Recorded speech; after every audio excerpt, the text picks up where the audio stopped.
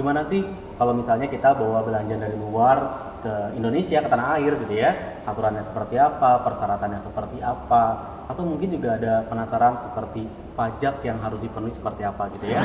Banyak para jasa shipper itu yang tidak mampu ataupun tidak mengurus perizinan itu. Jadi mereka mendeklar barang tersebut kepada bea cukai melalui tadi dokumen namanya adalah consignment note. Ada dokumen deklarasi namanya. Earpods.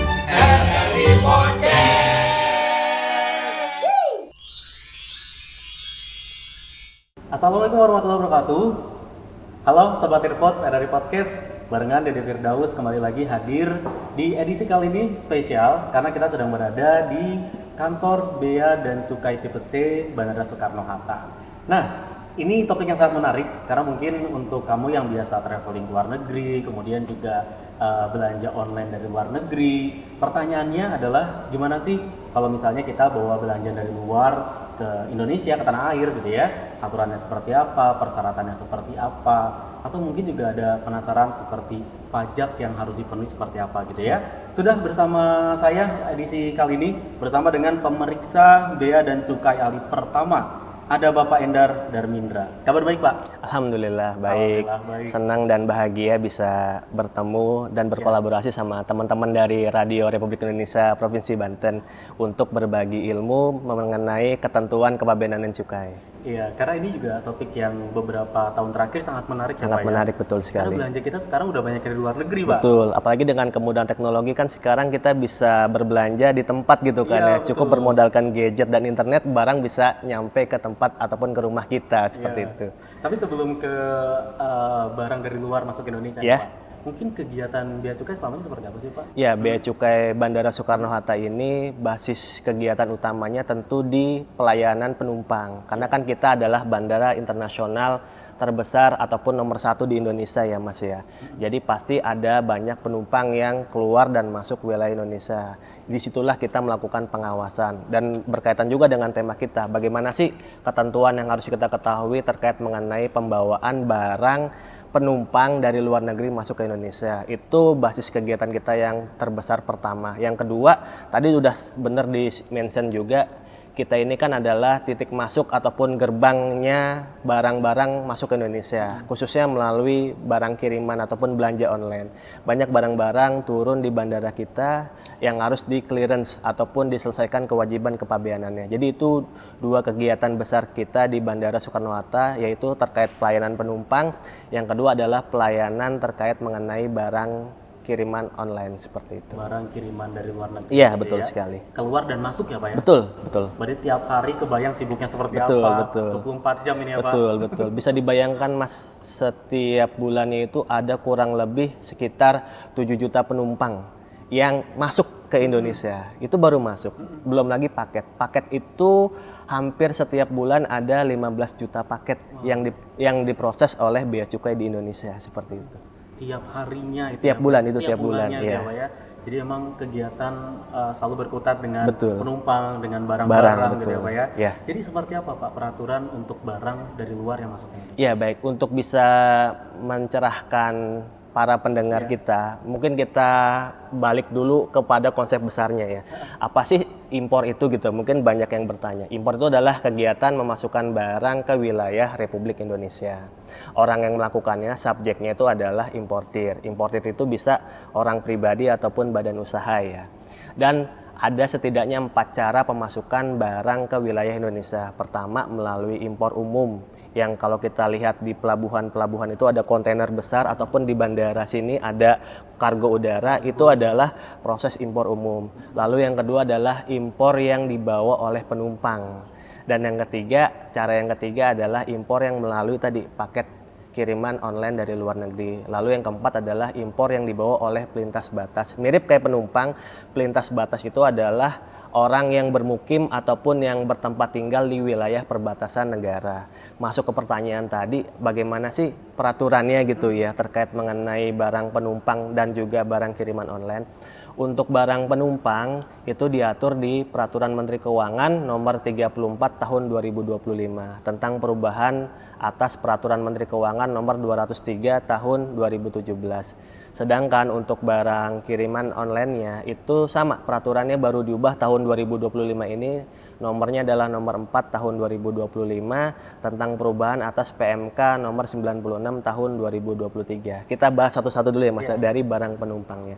Ini cukup kompleks ya, Iya, Pak, ya? cukup kompleks gitu kan ya. Kalau untuk barang penumpangnya, setiap orang yang tiba dari luar negeri ke Indonesia itu diberikan fasilitas pembebasan bea masuk dan pajak dalam rangka impor sampai nilai paling banyak 500 US dollar.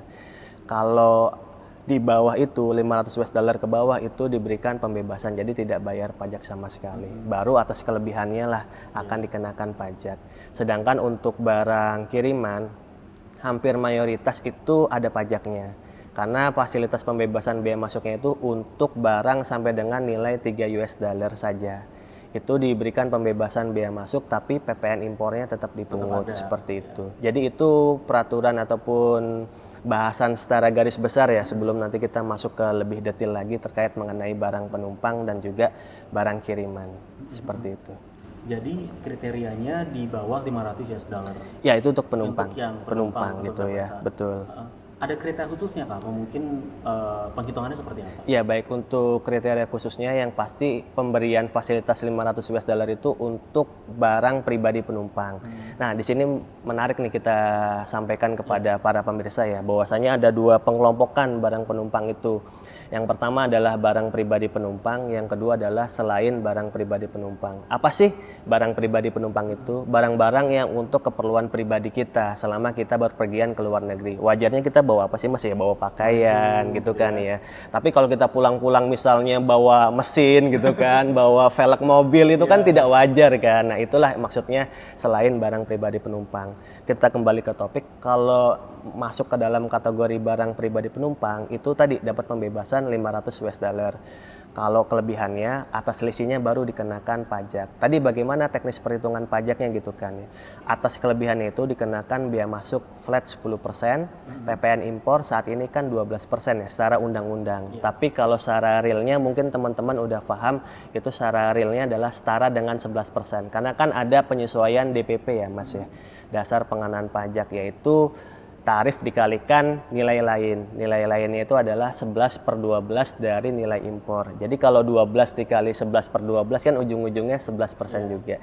Jadi itu ketentuan perpajakannya untuk barang penumpang kalau seandainya dia di atas 500 US dollar. Gimana kalau seandainya dia dikategorikan selain barang pribadi penumpang, dia tidak dapat pembebasan sama sekali Mas. Jadi walaupun nilai barangnya itu misalnya ya 100 US dollar pun itu akan dipajakin, itu akan dikenakan pajak. Iya betul. Nah hitungan pajaknya sama, yaitu tarif bea masuknya flat 10%, PPN impornya tadi 12%, dan dikenakan PPH pasal 22 impor 5%. Bedanya di PPH-nya saja, karena dia dianggap bukan barang pribadi. Jadi sebagaimana barang perdagangan pada umumnya. Jadi kena PPH 5% kalau dia mampu menunjukkan NPWP. Kan di aturan kita kalau tidak mampu menunjukkan NPWP kena tarif 2 kali lipat ya.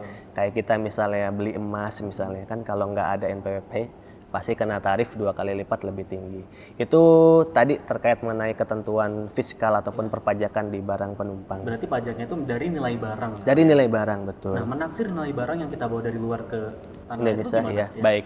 Pada dasarnya kita memberikan kesempatan kepada penumpang untuk bisa self declaration terlebih dahulu. Kita memancing ataupun mengajak para penumpang untuk patuh ataupun jujur memberitahukan nilai barangnya. Pasti kan kalau memberi barang kan pasti ada invoice-nya ya Mas ya, ataupun ada resi pembelian. Nah silakan ditunjukkan. Oh kalau memang nilainya dapat dibuktikan di bawah 500 US dollar, kita akan bebaskan. Kita akan berikan haknya dia. Haknya dia kan adalah 500 US dollar. Itu tadi cara membuktikannya adalah dengan cara invoice-nya terlebih dahulu. Tapi kan quote and quote ya, di luar sana kan kalau orang berbicara tentang pajak kan idealnya, bukan idealnya, keinginannya itu kan, kehendaknya itu kan berusaha untuk meminimalkan pajak gitu kan ya. Banyak juga oknum-oknum di luar sana yang mungkin menyembunyikan invoice-nya gitu kan ya, dengan harapan tidak dikenakan pajak oleh bea cukai, ataupun yang lebih betul, ataupun yang lebih ekstrim bahkan Mas sampai memalsukan invoice-nya ataupun struk pembeliannya. Itu terjadi. Bisa kan, apalagi dengan kemajuan teknologi zaman sekarang kan, tinggal pakai AI gitu kan, tolong modifikasi resinya ini jadi di bawah $500 bisa. Nah, Gimana caranya? kalau kayak gitu gimana gitu kan, betul, pertanyaannya bagus. Kalau kayak gitu kondisinya bagaimana di bea cukai? Di bea cukai itu kan kita dibekali pengetahuan mengenai harga-harga barang ya Mas ya. Kita ada pendidikannya dan juga di support juga dengan database harga. Jadi kita itu ada tim namanya tim pemantauan harga pasar. Jadi dia suka itu Mas belusukan misalnya ke Glodok ataupun ke mall-mall besar di Indonesia itu untuk melihat sebenarnya nilai barangnya itu berapa sih realnya gitu kan. Nanti dibuatkan database-nya ketika nanti penumpang diindikasikan ya, kita tidak memukul rata bahwa setiap penumpang itu tidak jujur, tidak, pasti ada juga yang jujur kan. Kalau diindikasikan mereka tidak jujur gitu kan, kita bisa pakai harga yang kita miliki itu. Langsung Tapi dicek ya, betul, tapi tadi biar fair, kita kesempatan awalnya memberikan kesempatan kepada penumpang untuk membuktikan dengan sejujur-jujurnya gitu kan, berapa sih dia beli barangnya. Kalaupun tidak ada invoice-nya kan, kalau ada kartu kredit kan pasti juga ada rekening korannya ataupun bukti-bukti transaksinya gitu ya Mas ya, seperti itu. Itu sebenarnya lebih mudah ya, jadi memberikan kesempatan untuk penumpang Betul, yang datang, betul. silakan tunjukkan invoice-nya atau mengatakan dengan jujur harganya berapa betul, gitu ya. iya. Jadi nggak usah dibuktikan cari-cari lagi ke pasar ya. Kalau seperti itu kan memudahkan penumpang juga, jadinya tidak terlalu banyak argumentasi gitu kan. Dia juga mungkin udah capek di perjalanan, bisa cepat segera keluar kan, ketemu dengan sanak saudaranya, ketemu dengan kekasih hatinya ataupun ketemu dengan keluarganya gitu kan. Bisa lebih cepat selesai juga gitu Sudah kan. pengen pulang kampung. Betul ya. Apalagi kan di perjalanan kita tahu sendiri pasti capek ya. Jadi kalau misalnya mereka yang tidak bisa menunjukkan invoice-nya, apakah ada perdebatan atau bagaimana itu? Iya, tadi kalau tidak bisa menunjukkan, tidak mampu menunjukkan, kita kan punya database harganya ya, kita akan pakai database harga tersebut seperti itu. Nanti kita akan hitungkan pajaknya sekian, nanti yang bersangkutan ya silakan memenuhi ataupun melakukan pembayaran kepada kas negara seperti Untuk itu. barang yang Untuk sudah dibawa. barang yang sudah dibawa dan untuk pajak yang sudah dihitungkan tadi. Tadi ada yang kelewat nih Pak, mengenai barang pribadi yang dibawa dari luar ke tanah airnya kan $500 gitu ya, sebagai barang pribadi kan pakaian, sepatu gitu ya. Kalau mereka bawanya berlebihan misalnya, bajunya lebih banyak, sepatunya bisa 3 pasang, 4 pasang, mungkin beli dari sana, di sini dipakai, itu gimana? Baik, ini pertanyaannya bagus banget ini. Mungkin mewakili seluruh netizen yang menyaksikan acara ini ya. Jadi pada dasarnya kita memiliki namanya manajemen resiko ya Mas ya. Jadi kita akan lihat tingkat kewajarannya. Masnya berapa hari sih di luar negeri? Oh misalnya cuman tektok gitu kan, pagi nyampe, sorenya udah pulang gitu kan, mungkin aja kan, mungkin untuk keperluan bisnis ataupun lain halnya gitu kan. Tapi bisa pulang-pulang bawa baju sampai ratusan pasang, sampai ratusan pieces misalnya gitu kan ya. Dan udah gitu kondisinya baru semua lagi gitu kan ya, dan bermerek mahal pula gitu kan. Nah disitulah kan kita bisa menilai itu wajar atau tidak gitu kan ya, setidaknya dari jumlah. Makanya nanti di kesempatan ini juga kami ingin mengedukasi kepada masyarakat ya. Kalau bisa, bawalah barang yang sewajarnya dan secukupnya saja. Karena kenapa? Ada multiplier efeknya gitu kan. Mungkin yang banyak masyarakat tidak tahu adalah, dan banyak masyarakat yang berargumen bahwa ini kan uang saya belanja sendiri kok sampai bea cukai, sampai memajakin kami gitu kan. Padahal sebenarnya tujuan kita itu jauh lebih besar daripada apa yang masyarakat bayangkan. Yaitu apa Mas? Kalau seandainya barang-barang dari luar dapat dengan mudah masuk ke Indonesia, kasihan UMKM kita, industri-industri dalam negeri kita yang mereka sudah patuh bayar pajak setiap tahunnya, tapi mereka akan kalah bersaing dengan barang-barang yang masuk dengan cara seperti itu gitu kan. Pasti kan dari harga jualnya aja pasti udah lebih rendah dong, karena mereka berusaha tadi meminimalkan pajak serendah mungkin gitu kan. Kasihan. Itu yang mungkin tidak tercapture di masyarakat, bahwasanya ada peran besar bea cukai di situ, bukan hanya sebatas semata-mata untuk menambah penerimaan negara saja, bukan, tapi kita punya fungsi lain, yaitu community protector. Salah satunya adalah melindungi industri dalam negeri kita. Bisa dibayangkan kan, mereka yang patuh, yang jujur, yang taat bayar pajak akan kalah dengan yang gitu ya, thrifting kayak gitu kan, yang nanti kita bahas soal itu Pak. Baik. Kita balik lagi mengenai tadi bahwa barang pribadi yang tadi bisa sepatu berapa pasang. Kan kalau kita lihat dari online biasanya ada beberapa tips kayak misalnya tag-nya dilepas, kardusnya nggak dibawa gitu ya. Itu salah satu siasat mengakali atau memang nanti akan tetap terhitung Pak? Ya, itu memang salah satu modus ataupun tantangan yang Bea Cukai kerap hadapi di lapangan gitu ya.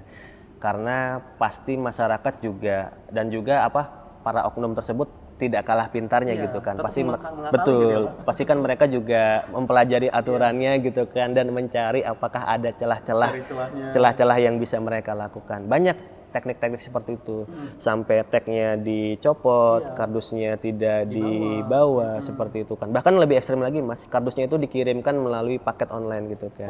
Jadi ketika nyampe di Indonesia tuh digabungkan gitu kan. Jadi kan kalau jualan ada kardusnya pasti kan nilainya lebih mahal dong ya kan ya, ketimbang sepatu yang tidak ada kardusnya gitu kan. Yang cuman di wrapping kayak penjual-penjual pinggir jalan, pasti kan orang akan bertanya-tanya ini asli atau KW gitu kan ya. Nah, bagaimana kembali ke pertanyaan tekniknya Bea dan Cukai? Ya tadi kita kan ada namanya manajemen resiko ya.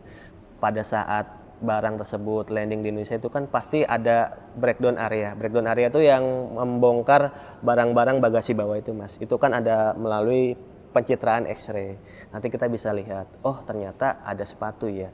Kalau ternyata misalnya sepatunya 1 atau 2 pasang ya mungkin kita masih berargumen itu wajar. Tapi ternyata Masnya seorang diri tapi bawa sepatu, ada sepatu cewek, ada sepatu laki-laki. Laki-lakinya pun juga ukurannya tidak ukurannya Mas gitu kan, ada 42, 43, 40, 38, 39. Secara logika gimana? Kita kan bisa nyadar kan ini nggak wajar ini kan.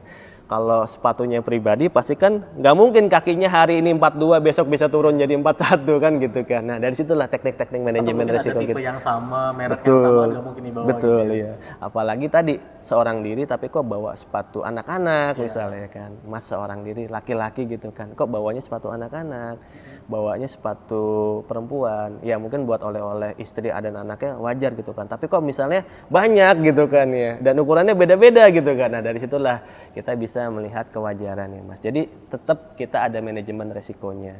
Ada manajemen resikonya yang bisa kita lakukan untuk bisa seminimal mungkin menghilangi praktik-praktik kebocoran seperti itu gitu ya. Kebocoran. Itu bisa dikatakan curang ya Pak ya? Iya berarti dong, berarti kan dengan kesadaran penuh berusaha untuk mengakali peraturan, mengakali pajak seperti itu ya. Makanya dari fenomena ini kan akhirnya muncul seperti di online itu ada just tip misalnya gitu ya, dengan cara tadi gitu ya Pak? Iya betul. Tetap itu sama dengan aturan kalau misalnya just tip atau kita nitip oleh-oleh sama temen, tetap ada hitungannya? Tetap ada hitungannya. Jadi yang mau kami sampaikan kepada masyarakat mungkin biar tidak salah paham ya. Just tip itu sebenarnya bukanlah sesuatu hal yang terlarang. Ini perlu digarisbawahi, bukanlah sesuatu hal yang terlarang, tetapi ada konsekuensi hukum lanjutannya. Tadi kalau dia seandainya bawa barang yang tidak wajar ataupun selain barang pribadi kan ada konsekuensi pajaknya Mas. Nah itulah yang kerap terjadi itu banyak kan para just tipper itu ya berusaha untuk menghindari ataupun mengelabui petugas gitu kan dengan tadi berbagai macam modus-modus yang Mas udah sempat mention. Dan yang kedua selain konsekuensi pajak sebenarnya yang perlu kita jelaskan juga di Indonesia itu banyak kementerian lembaga yang memiliki kepentingan Mas. Kayak contohnya misalnya Kementerian Perdagangan. Mereka menyatakan kepada Bea Cukai kalau ada masuk sepatu dalam jumlah yang banyak jangan dikeluarin dulu ya. Bea Cukai itu kayak semacam penjaga gerbang Mas. Kalau kita sering nonton bioskop itu yang ngecekin tiket gitu kan. Ada tiket juga, kalau ada tiketnya baru boleh masuk. Nah kira-kira Bea Cukai itu seperti itu penggambaran sederhananya ya biar masyarakat mudah mengerti. Kenapa kementerian lembaga itu punya kepentingan? Ya tadi Mas, mereka kan punya industri-industri yang mereka bina. Kalau mereka loss begitu aja, makanya akan berdampak kepada industri dalam negeri. Makanya ingat tidak beberapa waktu lalu tarif Trump itu kan mengkritisi terkait Indonesia itu katanya banyak barrier-barriernya. Sebenarnya barrier itu tidak hanya dalam bentuk tarif Mas, dalam bentuk regulasi. Nah itu yang tadi mau saya sampaikan. Just tip itu tidak terlarang tetapi harus memenuhi regulasi. Jadi mereka itu harus izin dulu sebenarnya kepada Kementerian Perdagangan.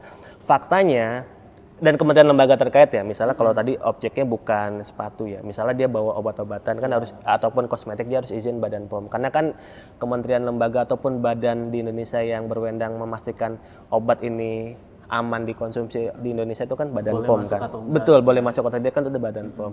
Singkat cerita, mereka itu boleh memasukkan barang selama dapat izin dari kementerian lembaga terkait. Nah, faktanya, Mas, di dalam kenyataannya banyak para just shipper itu yang tidak mampu ataupun tidak mengurus perizinan itu. Itulah yang menjadi seakan-akan stigma di masyarakat just tip itu terlarang gitu kan. Sebenarnya tidak terlarang, tapi harus memenuhi perizinan dari kementerian, lembaga ataupun badan terkait gitu. Jadi ada prosedurnya. Ada bagaimana prosedurnya. dia ini bisa nanti dikatakan sebagai just tipper. Gitu. Iya, betul. Berarti nanti akan ada pembedaan mereka yang sudah punya mengantongi izin misalnya. Betul. Sebagai just tipper tadi bawa ke Indonesia, barang-barang hitungannya berbeda.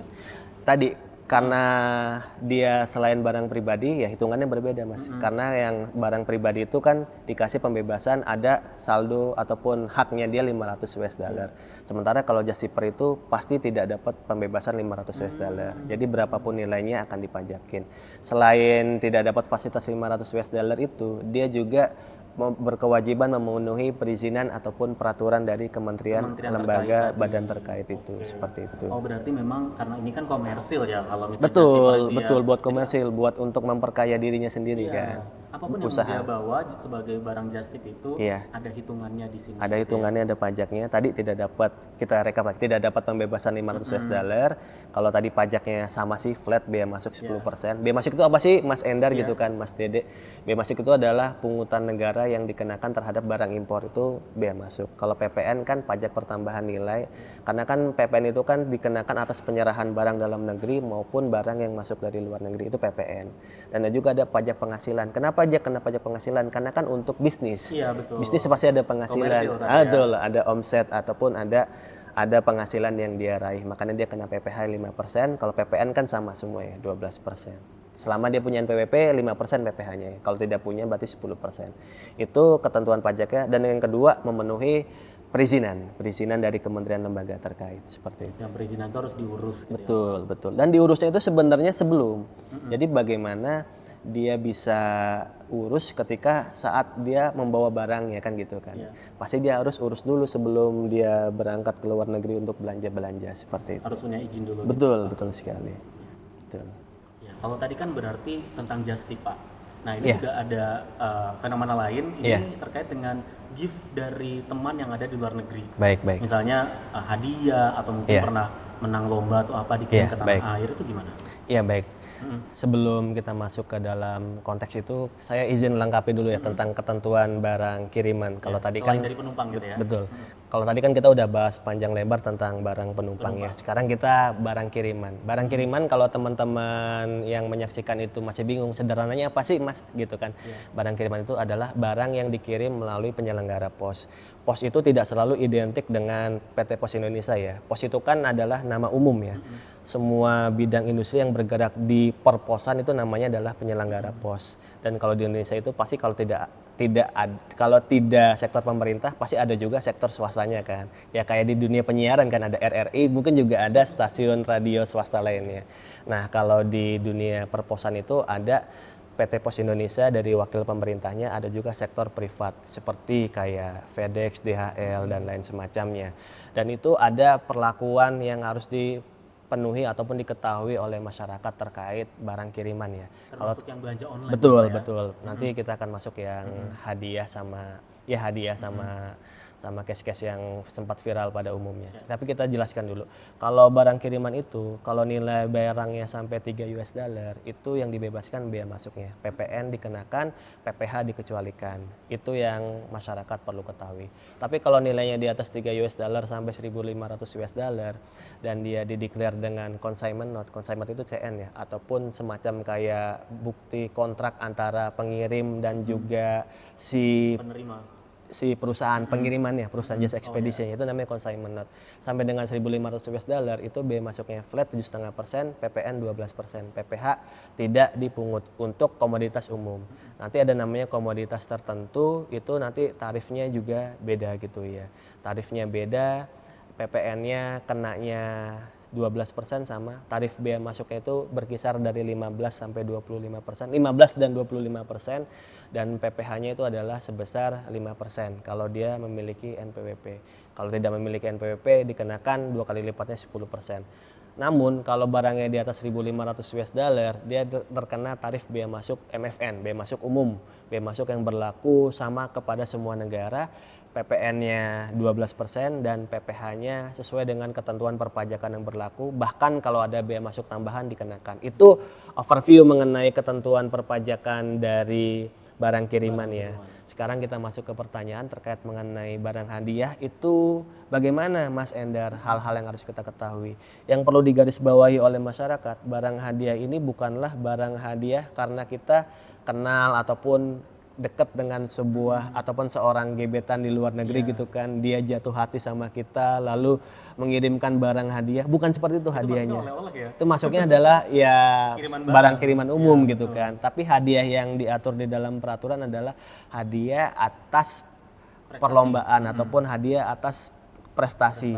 Misalnya kita sebagai mahasiswa ataupun atlet kita ya bertanding di luar negeri dan dia menang. Nah, disitulah dikasih fasilitas pembebasan bea masuk dan pajak dalam rangka impor untuk trofinya, untuk medalinya ataupun plakatnya sama hadiah-hadiah pendukung dari perlombaan tersebut selama bukan dia menang dari hasil judi online gitu kan ya.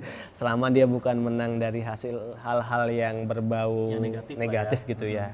Maksudnya perlombaan pada umumnya gitu kan, kompetisi pada umumnya, maka dia dikasih fasilitas itu seperti itu. Jadi ini semacam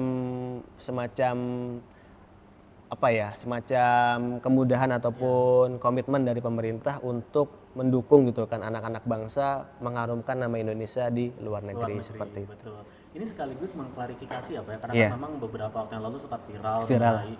Hadiah gitu kan. Cukai, kemudian ada alat-alat yang diperuntukkan untuk pendidikan, bahkan beberapa juga tertahan di bea cukai. Itu sebenarnya kenyataannya gitu ya, yang terjadi seperti apa sih Pak? Ya baik, kita masuk ke dalam yang hadiah perlombaan dulu. Hadiah perlombaan itu pada waktu itu peraturan terkait mengenai hadiah perlombaan itu belum. Jadi sebenarnya case itu sebagai salah satu trigger ya. Adanya peraturan tadi yang saya sempat sebutkan di awal, PMK 4 tahun 2025. Di situ barulah dimasukkan bahwa untuk hadiah perlombaan ataupun prestasi itu dikecualikan ataupun diberikan fasilitas pembebasan bea masuk dan pajak dalam rangka impor. Sebelumnya belum ada aturannya, sehingga bea cukai tidak salah dong kalau melihat misalnya hadiahnya dari emas itu kan berharga, ada nilainya gitu kan. Itu jadi sudah sesuai prosedur gitu. Sesuai prosedur pada waktu itu ya, sebelum peraturan baru ini terbit. Dan disitulah mungkin yang timbul ketidakberkenanan dari si penerima. Kan saya udah mengharumkan nama bangsa, kok negara belum ada nih rewardnya kepada kami gitu kan ya. Memang pada saat itu terus terang saja peraturannya belum ada gitu kan. Jadi itu sebagai bentuk klarifikasi bahwasanya memang bea cukai sudah melakukan sesuai dengan prosedurnya. Jadi ditaksir nilainya berapa. Karena kan tadi sebenarnya secara tidak langsung barang kiriman itu pasti ada pajaknya. Tadi kan sampai 3 US dollar yang dibebaskan hanya bea masuk, tapi kan PPN-nya tetap kena gitu kan. Jadi sebenarnya pada waktu itu berapapun nilai barangnya akan ada pajaknya. Itu untuk klarifikasi yang hadiah ya. Kalau yang sudah berbeda ya betul, Pak? Sekarang pasti udah diberikan pembebasan bea masuk dan pajak dalam rangka impor. Kalau yang terkait cash yang panti itu ataupun yayasan, jadi sebenarnya barang tersebut ketika prosesnya tiba di Indonesia itu kan ada tadi namanya penyelenggara pos ya Mas yang tadi saya sebutkan itu sebagai kuasa dari penerima barang. Dia yang akan berkomunikasi ataupun berhubungan sama bea cukai. Nanti mereka mendeklar barang tersebut kepada bea cukai melalui tadi dokumen namanya adalah consignment note. Ada dokumen deklarasi namanya. Dokumen pemberitahuan barang ke bea cukai. Nanti bea cukai mengecek barangnya berapa, nanti akan dihitungkan pajaknya. Kejadiannya pada waktu itu barangnya sudah tiba, tetapi belum ada proses lebih lanjut dari PJT-nya itu, perusahaan jasa titipannya itu untuk mendeklar barangnya kepada bea cukai. Jadi kesannya kayak seakan-akan bea cukai menahan gitu kan. Padahal memang posisi barangnya idle gitu kan, dibiarkan begitu saja gitu ya.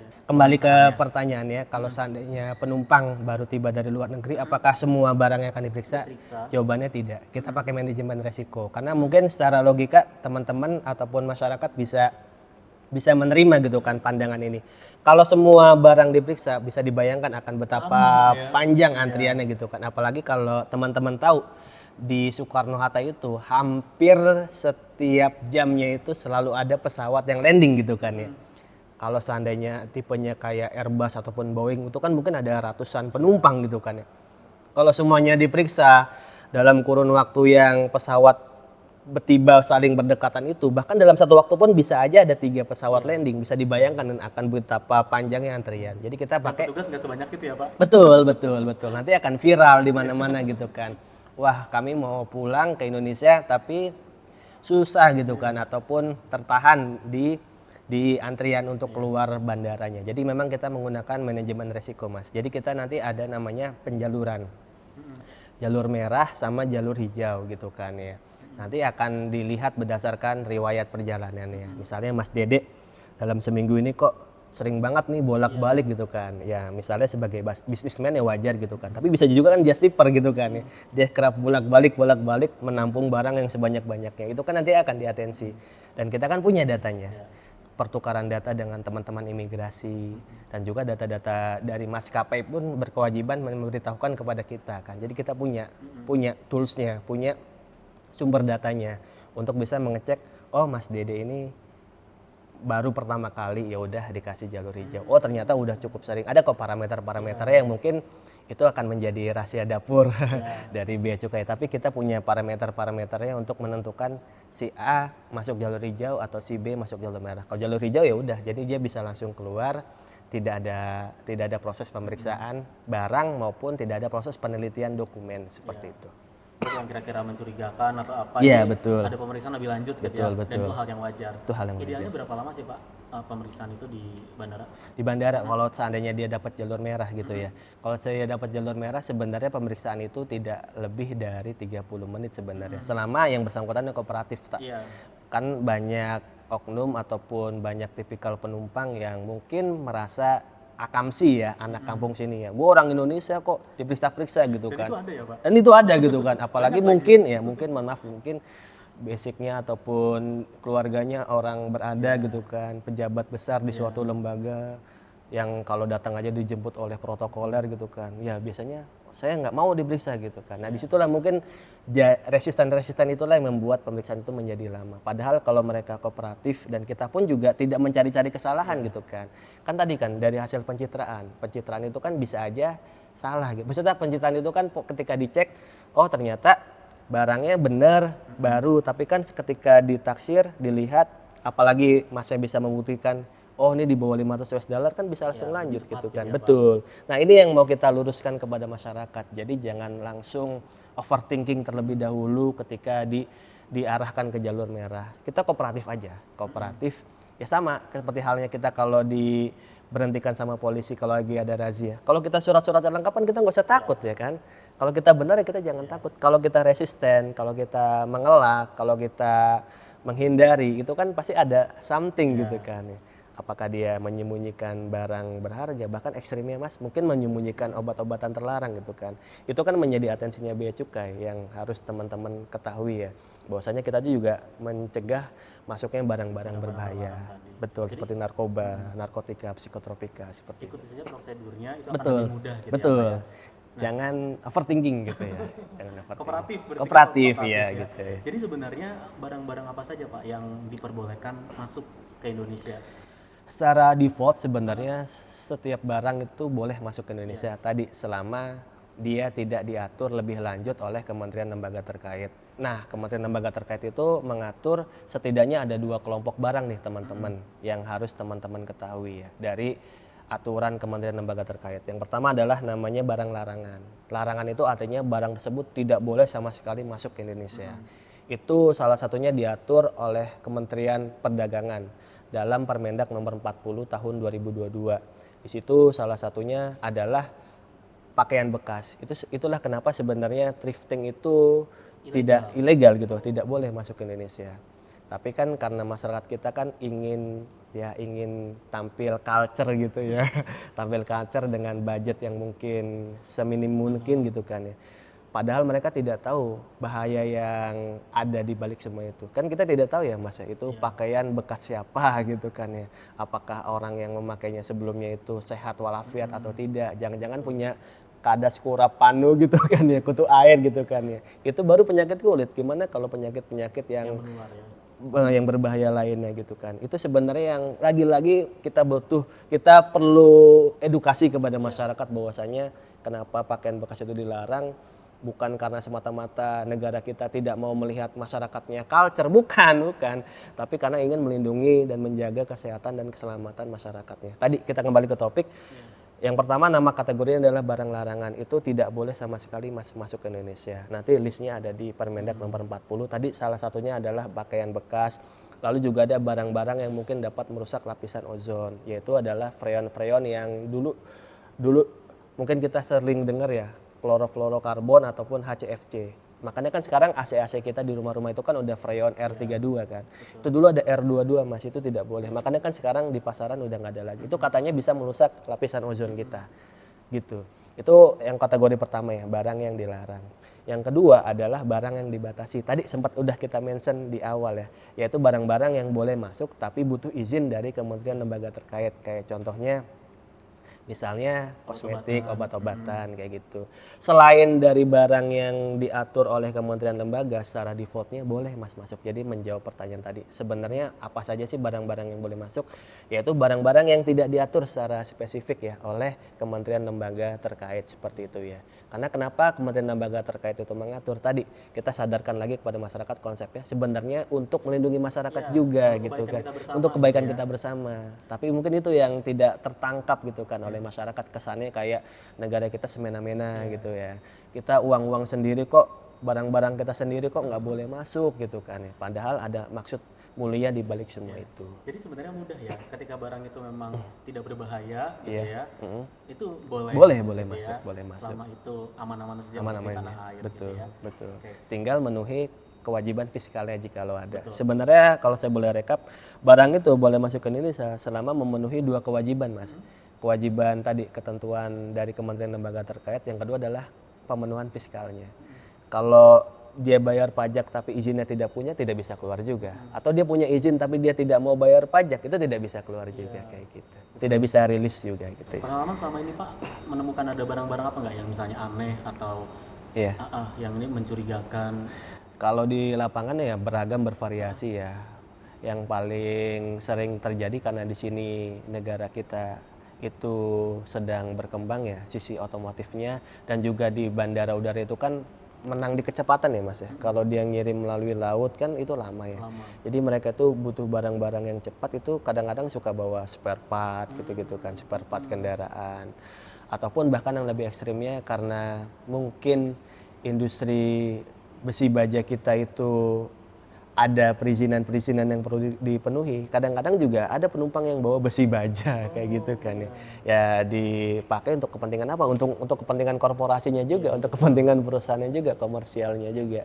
Atau karena kita di sini untuk kecepatan lagi ya. Kadang-kadang juga barang-barang yang peka waktu sama peka kondisi Mas. Misalnya dari kepentingan rumah sakit gitu kan, untuk mengimpor kornea mata itu pernah masuk ke kita gitu kan. Itu hal-hal yang unik ya, yang barang-barang yang cukup eksentrik ya, masuk melalui Bandara Bea Cukai Soekarno-Hatta. Dan tiap hari pasti ada aja ceritanya. Iya betul beragam ya. Karena kan tadi ya ada jutaan penumpang yang lalu lalang gitu. Betul. Ya. Karena ini juga termasuk yang tersibuk ya Pak. Ya betul, bandara nomor 1 bukan ya di Indonesia ya.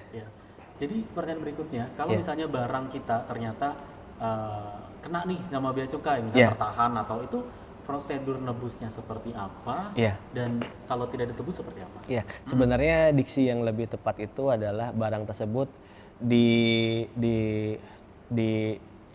disimpan sementara waktu agar si penumpang itu memenuhi kewajiban dari kementerian lembaga terkaitnya itu Mas. Jadi ketika barang tersebut ternyata membutuhkan izin dan dia pada saat itu tidak memenuhi izin, nanti kita keluarkan namanya SPP, surat penangguhan pengeluaran barang, SPP, surat penangguhan pengeluaran barang.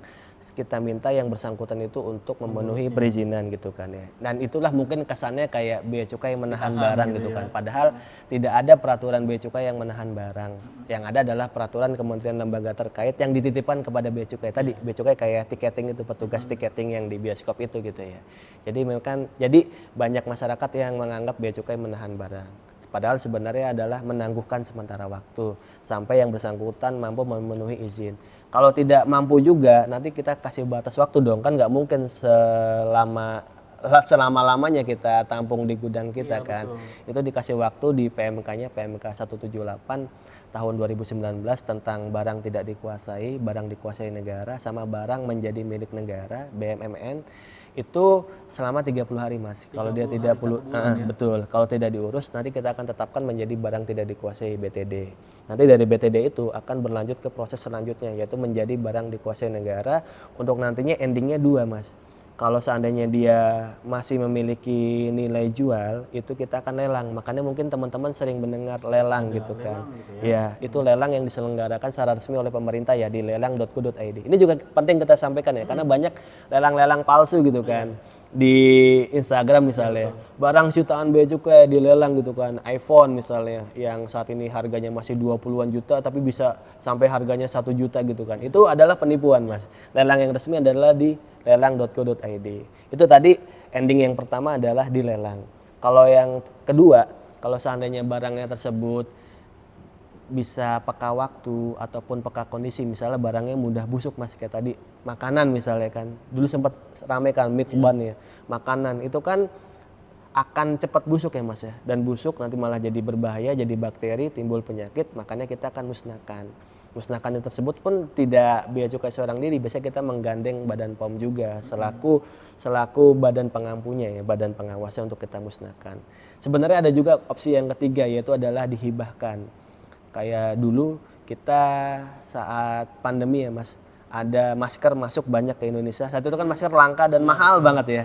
Saya aja masih sempat merasakan beli masker 300.000 loh. Saking FOMO-nya pada waktu itu ya. Beli masker hanya 10 pieces 300.000 gitu kan.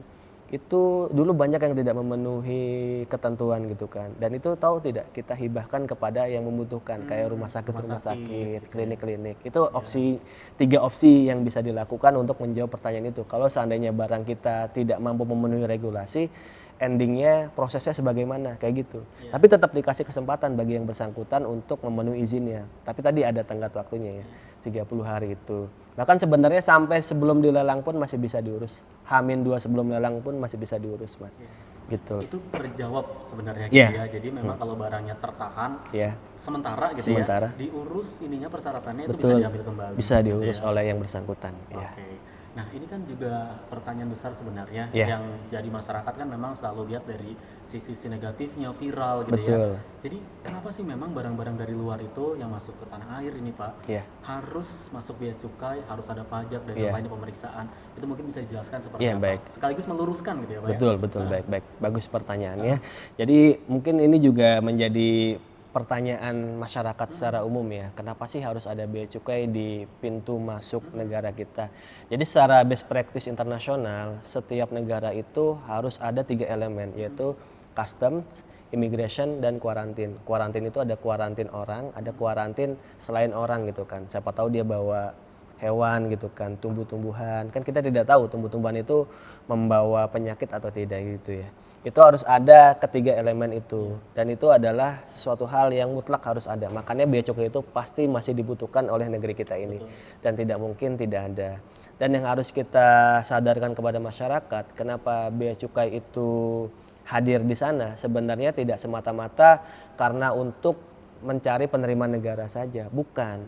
Tapi ada maksud yang lebih mulia lagi di balik semua itu. Yang pertama, kita ada fungsi yang namanya adalah community protector. Sebenarnya tadi kita udah sempat singgung ya community protector. Sebenarnya bea cukai itu ada 4 fungsi ya. Revenue collector sebagai, karena kita aparatus fiskal ya, jadi kita memungut pajak. Lalu yang kedua adalah community protector, melindungi masyarakat tadi dari masuknya barang-barang berbahaya ataupun melindungi industri dalam negeri. Yang ketiga, kita adalah sebagai trade facilitator untuk fasilitasi perdagangan agar industri-industri dalam negeri kita mampu bersaing di internasional gitu kan.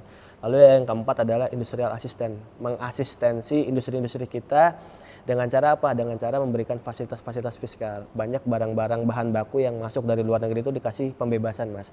Biar dapat bahan baku murah, biar mampu menciptakan produk finish good yang berkualitas dan mampu berdaya saing tinggi. Kembali ke topik kenapa bea cukai ada, itu salah satunya tadi menjalankan fungsi community protector agar masyarakat kita itu terlindungi, karena fokusnya bea cukai barang. Tadi kan imigrasi orang, apakah orang tersebut legal masuk ke Indonesia atau tidak, apakah masuk daftar Interpol atau tidak gitu kan. Kalau kuarantin kan lebih kepada kesehatannya. yang bersangkutan masuk sehat atau tidak gitu kan. Jangan-jangan bawa penyakit, bawa COVID kayak misalnya kayak waktu dulu kan ternyata banyak dibawa oleh pendatang-pendatang yang ke Indonesia. Nah, bea cukai itu di aspek barangnya. Apakah barang tersebut aman atau tidak dikonsumsi oleh masyarakat Indonesia, aman atau tidak dipakai oleh masyarakat Indonesia, aman atau tidak untuk dipergunakan sehari-hari oleh masyarakat Indonesia. Itu yang ingin kita kuatkan ya, pesan itu. Jadi tidak semata-mata untuk mencari penerimaan negara saja. Karena kalau kita boleh bongkar ya, penerimaan negara dari barang penumpang itu tidak signifikan, Mas.